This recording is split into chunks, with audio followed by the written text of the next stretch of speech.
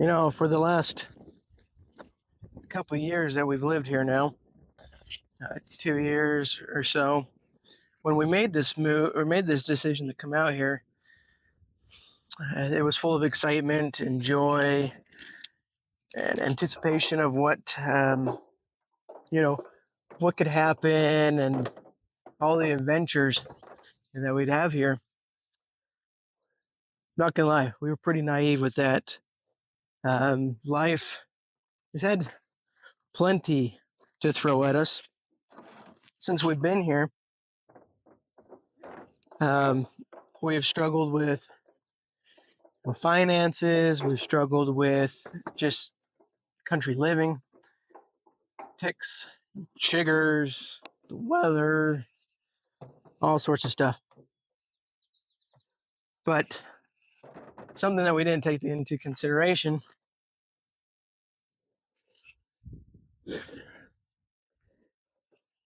is something else that was small and everywhere here. That is mice. 6 months ago, we started having car problems with our only vehicle right now. And whenever we fixed a part, the issue was still there. And so we kept fixing part after part, trying to troubleshoot this issue.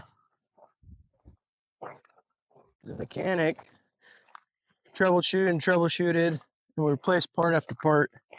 They started to scratch their heads because they couldn't figure out what in the world was going on with the car, why it kept acting up. This went on for a number of weeks, and we addressed problem after problem with the car. Finally, took it to another mechanic. He had it for a number of days, and he came back and he said, problem's not mechanical, it's electrical.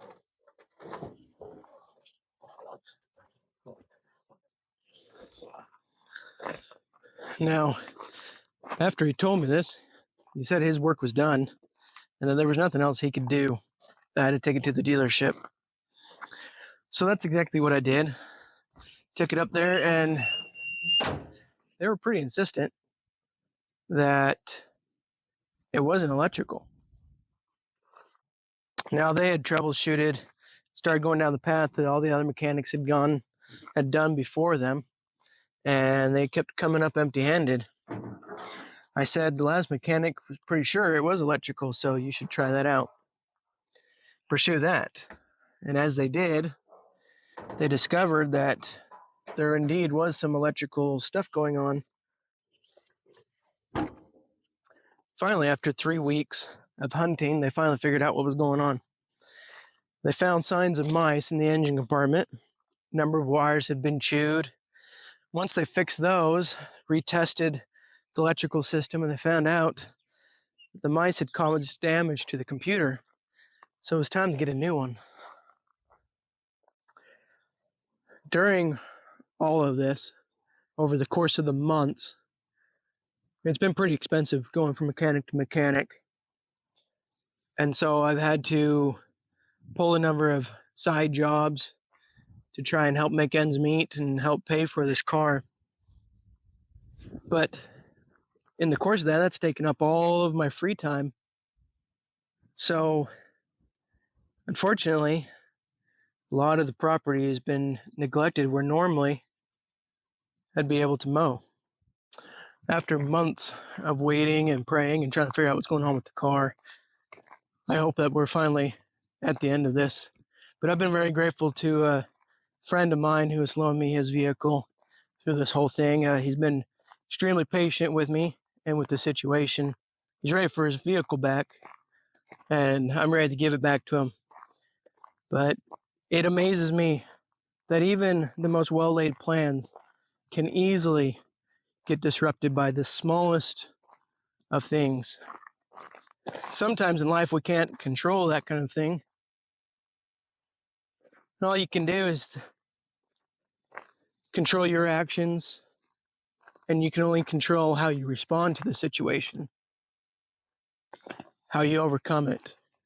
Because at the end of the day, the sun will still set And the next day, the sun will still rise and the world will still go round and round, regardless of what trials you're going through. But trials help us to grow, to learn, and to be experienced to help us throughout life. So whatever trials you're going through in your personal life, I encourage you to take the time to think about it, to choose how you're going to react. Choose how to act instead of being acted upon. The wife and I have talked, come up with a solution how we're going to move forward with this. She's very excited, me not so much, especially since I've got an allergy to him and I don't really care for him all that much.